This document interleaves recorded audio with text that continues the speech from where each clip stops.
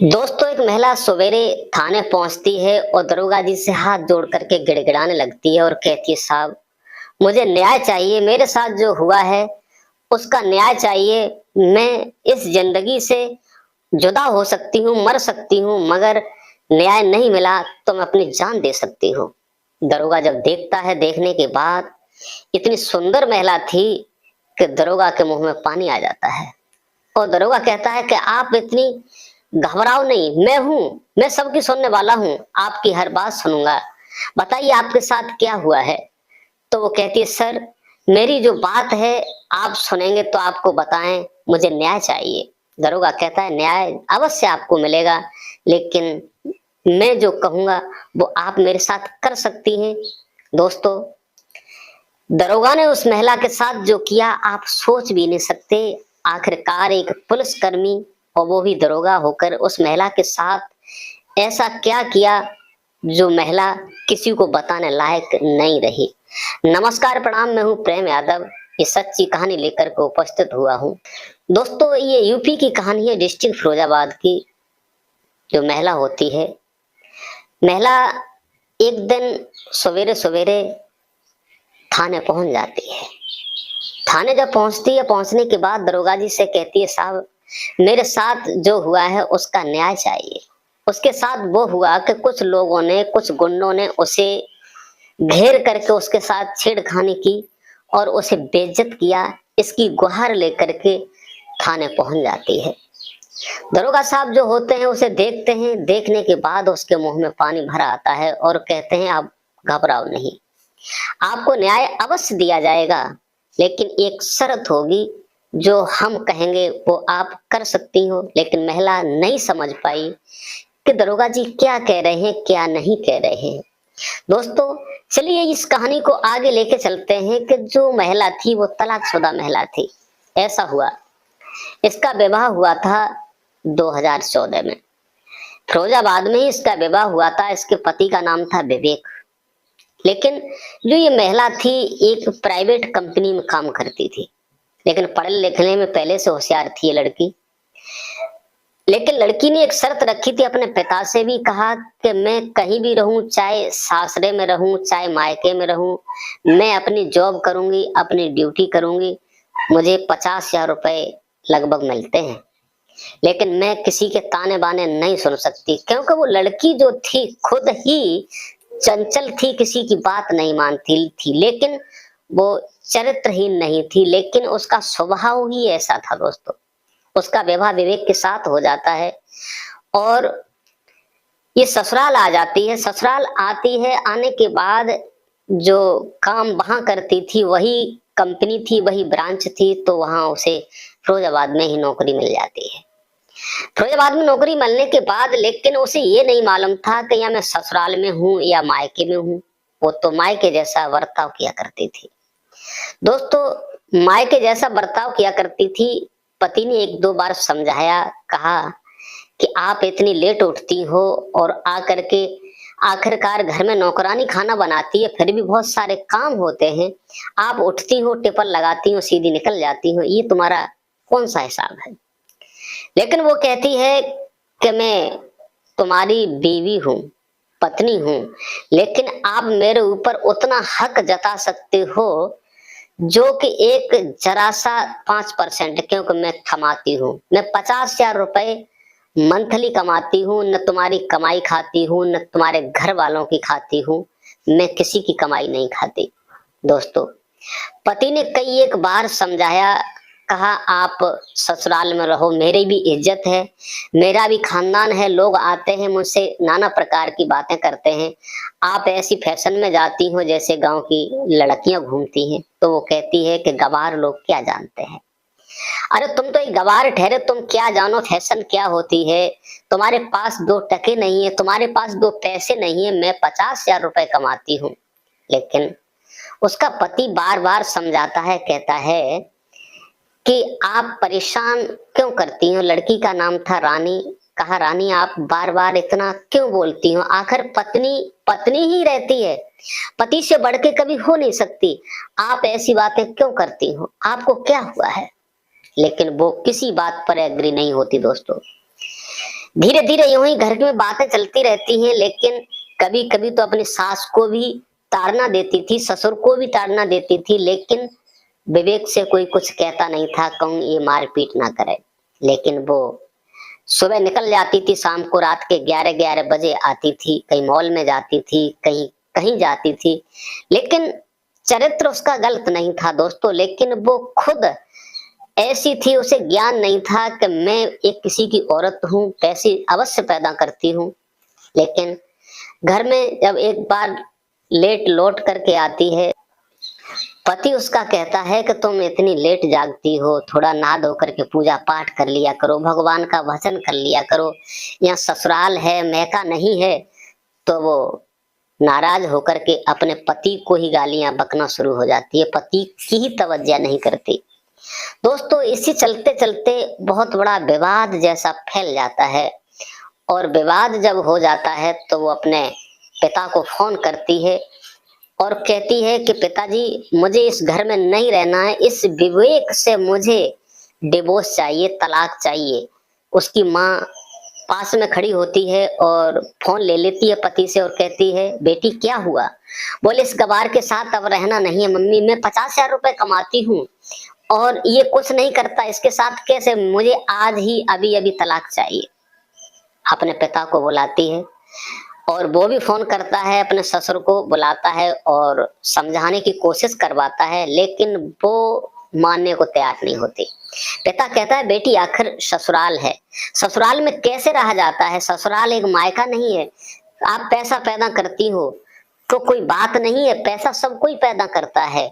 दोस्तों माँ ने भी समझाया बेटी आखिरकार एक बार शादी हो जाए, आखिर दोबारा कहाँ आप रहोगी, क्या करोगी क्या नहीं करोगी, लेकिन वो किसी की बात नहीं मानती। लेकिन एक बात का ख्याल रखना दोस्तों, अगर पति पैसा कितना भी कमाए कभी ये नहीं कहता कि हमें किसी की आवश्यकता नहीं है। पुरुष पैसा पैदा करे तो कभी ये नहीं कहता कि मुझे किसी की आवश्यकता नहीं है। अगर औरत पैसा पैदा करना शुरू हो जाए तो वो ये कहती है कि हमें किसी की जरूरत नहीं है। दोस्तों यही तो एक पागलपन होता है, पति कभी नहीं कह सकता, पुरुष कभी नहीं कह सकता कि हमें किसी की आवश्यकता नहीं है। अगर औरत कमाना शुरू हो जाए तो उसका शब्द यही होता है कि मुझे किसी की आवश्यकता नहीं है। दोस्तों ये बहुत बड़ी कमी होती है, ये गरूर होता है, घमंड होता है। दोस्तों वो लड़की किसी की बात नहीं मानती और अपने पिता के साथ चली जाती है। जाने के बाद कोर्ट के द्वारा डिवोर्स ले लेती है, अपने पति से अलग हो जाती है और 50,000 रुपए के घमंड में वो नौकरी करती रहती है। लेकिन जी चाहे जहां जाती है, जी चाहे वहां आती है, लेकिन उसका जो पति होता है वो सोचता है कि जिंदगी में है क्या, अगर इसने साथ छोड़ दिया तो अब विवाह नहीं करेंगे, क्योंकि उसकी शादियां भी आना शुरू हो जाती है। उसकी शादी आती है लेकिन वो तोड़ देता है, रिश्ता कोई नहीं करता। दोस्तों एक दिन होता ऐसा है कि वो नौकरी पर जाती थी, ड्यूटी पर जाती थी, जींस पैंट पहनती थी, एज लगभग 24-25 वर्ष थी, लेकिन जवान थी, सुंदर थी, लेकिन उस पर गुंडे नजर रखने लगे थे, नजर रखते थे। एक दिन जब शाम को आ रही थी तो गुंडों ने उसे छेड़ दिया, उसे घेरा, उसके साथ बदसलूकी की, कपड़े भी फट गए, उसे बेइज्जत किया। जब बेइज्जत किया वो गुंडे कहते थे कि तू अपने पति को छोड़ करके आई है, तू एक वेश्या है, वेश्या का काम क्या होता है, तो ये पैसे से मतलब है, तेरा पति कितना शरीफ था, तू पति की नहीं हुई तो हम लोगों की तो होके रहे, तो ये पैसे की भूख है तो पैसा से मजा ले। दोस्तों उसके साथ जो किया, जो कुछ भी किया, लेकिन करने के बाद वो एक असहाय और वो टूट जाती है। टूटने के बाद सवेरे सीधे थाने पहुंचती है। थाने जैसे ही पहुंचती है दरोगा साहब से मिलती है और कहती है साहब मेरे साथ जो हुआ है वो किसी के साथ ना हो, मेरे साथ जो हुआ है, जो गुंडों ने किया है, मुझे उनसे न्याय चाहिए।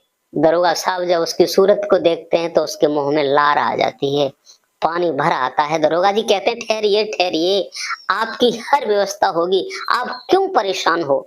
दोस्तों पुलिसकर्मी जो होते हैं वो भी एक जैसे नहीं होते। दरोगा जी के मुंह में पानी आ गया और कहने लगे कि आपकी हर बात हम सुनेंगे, आप कहोगे गुंडों को कड़ी से कड़ी सजा देंगे, तुम्हारे पास झांक भी नहीं सकते, लेकिन हमारी शर्त आप पूरी कर सकती हो? तो वो नहीं समझ पाई और कहा ठीक है, आप कहेंगे वो हम करने को तैयार हैं। दरोगा जी कहते हैं आज तो हम मीटिंग में जा रहे हैं, कल कड़ा एक्शन लिया जाएगा, कल शाम को हमारे यहाँ आप आ जाना। दोस्तों, वो नहीं समझी। शाम को जब 7-8 बजे दरोगा जी के पास उनके रूम पर जहाँ ऑफिस में बैठते थे वहां पहुंचती है। पहुंचने के बाद दरोगा जी कुर्सी डालते हैं और उसके पास बैठ जाते हैं। बैठने के बाद बातें करते हैं, नाम पूछते हैं, लिस्ट बनाते हैं, नाम लिखते लिखते और उससे कहते हैं कि आज तुम क्या चाहती हो? बोले इन गुंडों से हमें बिल्कुल छुटकारा चाहिए क्योंकि हम रोजाना ड्यूटी आते जाते हैं। तो दरोगा जी कहते हैं कि आज की रात मेरे साथ आपको रुकना होगा। रुकने के बाद और आज हमारी आप सेवा करेंगी, आप मेरे साथ मेरी शारीरिक इच्छा पूरी कर दो, मैं तुम्हारी हर इच्छा पूरी कर दूंगा। दरोगा जी जैसे ही उसके पास करीब बढ़ते हैं और उसे पकड़ने को, लेकिन वो समझ नहीं सकी। जैसे दरोगा जी ने उसे पकड़ा, पकड़ने के बाद और उसके पास हाथापाई की और वो किसी प्रकार से वहां से छूट जाती है। छूटने के बाद और वो भागने में सक्षम हो जाती है, लेकिन दरोगा पीछे भागते हैं। लेकिन दरोगा भागे क्योंकि पुलिस वाले खड़े हैं। वो जान तो लेते हैं कि इसके साथ कुछ हुआ है। दोस्तों, वो अपने घर पे आ जाती है। घर पे आने के बाद ये वाकया किसी को नहीं बताती कि दरोगा जी ने मेरे साथ क्या किया है, क्या नहीं किया, मुझसे क्या कहा। सवेरे वो दूसरी जगह जा रही थी, कप्तान से मिलने के लिए बस पकड़ती है। बस पकड़ने के बाद जब जा रही थी, उधर उसका पति विवेक भी किसी काम से वहां जा रहा था, बस से पकड़ करके आगरा के लिए। दोस्तों, लेकिन सीट पे पहले विवेक बैठा हुआ था और जैसे फिरोजाबाद से वो बस में चढ़ती है तो सारी सीटें क्लोज थी, केवल वही सीट खाली थी। लेकिन विवेक जो था अपने गमछे से चेहरा को ढके हुए था, चश्मा लगाया था, लेकिन वो खाली थी। आकर वही बैठती है। जैसे ही विवेक ने उसे देखा तो पहचान लिया कि ये तो रानी है। अपना चश्मा अलग करता है और गमछा हटाता है क्योंकि ज्यादा लू चल रही थी। और जैसे ही रानी देखती है तो उसकी आंखों से आंसू निकल आते हैं। आंसू निकल आते हैं विवेक को देख करके। विवेक कहता है कि रानी क्या बात है, आप तो बहुत खुश हो, क्या बात है, आप कैसे रह रही हो, आज कहाँ जा रही हो, आपकी आंखों में आंसू कैसे हैं, आज आप जींस टॉप में क्यों नहीं हो, साड़ी पहने हुए हो, और ये क्या है, मांग में सिंदूर है, क्या कोई शादी कर ली है, क्या पति आपको छोड़ के चला गया है? तो ना में सर हिलाती है, बोले नहीं शादी नहीं हुई है। तो आप कहाँ जा रही हो? तो रोते रोते कहने लगती है मेरे साथ जो हुआ है विवेक शायद किसी के साथ ना हो। मैंने तुम्हें नहीं पहचान पाया था, मैंने तुम्हें त्यागा था, उसका परिणाम मुझे मिला है। विवेक पूछता है आखिर हुआ क्या? शादी नहीं की? बोले नहीं। सिंदूर किसका लगा है? बोले वो आपके नाम का लगा है, हमसे बहुत बड़ी भूल हुई थी। विवेक एक्शन में आ जाता है, पूछता है आखिरकार तुम्हारे साथ क्या हुआ, बताने में क्या संकोच है, लाज क्या है, आप मुझे बताइए। तो वो एक एक बात बताना शुरू करती है। मुझे पहले गुंडों ने छेड़ा था, गुंडों के पास मैं पुलिस कर्मी थाने में दरोगा के पास गई तो दरोगा ने मुझे रात को 8 बजे बुलाया।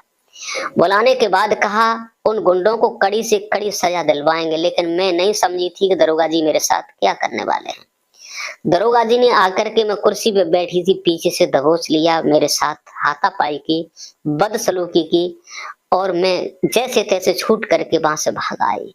अब मैं कप्तान साहब के पास गुहार लगाने के लिए जा रही हूँ। दोस्तों, विवेक कहता है कि मैंने पहले मना किया। जो स्त्री पति को धोखा देती है ना, पति की बात नहीं मानती है, उसका चरित्र भी जाता है, उसका चित्र भी जाता है, क्योंकि लोग न जाने क्या क्या बातें करते हैं। मैंने बहुत तुम्हें समझाया था, तुमने एक बात नहीं मानी थी। मैंने कहा भगवान का भजन करो, लेकिन आपने कोई बात नहीं मानी। लेकिन वो उसके जबान पे कोई शब्द नहीं होता है। रानी रोने लगती है और कहती है विवेक अब मेरा दुनिया में कोई नहीं है, अब तुम्हारी मुझे वो याद आती है जो आप मुझे समझाया करते थे कि बगैर पति के पत्नी अध जले मुर्दा की तरह होती है। अब मैं न इधर की हूँ न उधर की हूँ।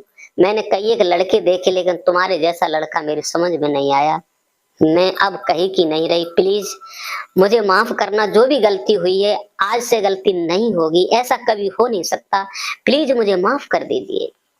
तो विवेक कहता है ठीक है, पहले आप कहाँ जा रही हैं, चलो आपका साथ हम देते हैं, वहां तक जाते हैं। दोस्तों कप्तान के पास अपने पति को लेकर पहुंचती है, जो तलाकशुदा पति था, पूरी मदद करता है और कप्तान से जाकर के दरोगा जी के बारे में सारी कुछ बताया जाता है। लेकिन कप्तान साहब बहुत नेक थे, उसकी हर बात को समझने के बाद तुरंत ही थाने फोन किया जाता है और उस दरोगा को सस्पेंड कर दिया जाता है। दोस्तों उधर विवेक जब चलने को तैयार होता है तो रानी कहती है कि अब मैं दूसरी जगह नहीं जा सकती, मैं तुम्हारे साथ, आप जहां जाएंगे वहां जाने को तैयार हूं। विवेक जो था अपना कोई काम के लिए आगरा गया हुआ था, वो काम निपटाता है, घर को आता है तो रानी भी साथ होती है और पैर पकड़ लेती है। विवेक आज के अलावा ऐसा हो नहीं सकता, मुझे अपना लीजिए, मैंने दरबदर ठोकरें खाई हैं, कोई किसी का नहीं है। तो उसे रहम आता है, घर फोन करता है और कहता है कि रानी पीछे पड़ी है आने के लिए अपने माँ पिता से। तो बड़े खुश होते हैं, बेटा बहू अगर आ रही है तो जितनी जल्दी हो जाए उतनी जल्दी बहू को लेके आ जाओ। तो अपने घर लेकर के आता है और वो सारी बातें भूल जाती है। रानी जैसे पत्नी का फर्ज होता है वैसा इशारा अदा करती है, सास ससुर की सेवा करती है, पति की सेवा करती है और वो भटकने के बाद वो सुरक्षित हो जाती है। कहते हैं कि ठोकर खाने के बाद लोग संभल जाते हैं, संभलना चाहिए भी। दोस्तों कहानी हमारी कैसी लगी कमेंट करके अवश्य बताइए। अगर हमारी कहानी अच्छी लगी हो तो लाइक कमेंट शेयर करना ना भूलें। इस कहानी को सुनाकर किसी को परेशान करना नहीं, किसी का दिल दुखाना नहीं, केवल आप लोगों को जागरूक और सचेत करने का मेरा उद्देश्य है। आज के लिए बस इतना ही। नमस्कार, जय हिंद, जय भारत। मिलते हैं नेक्स्ट वीडियो में, तब तक के लिए राधे राधे।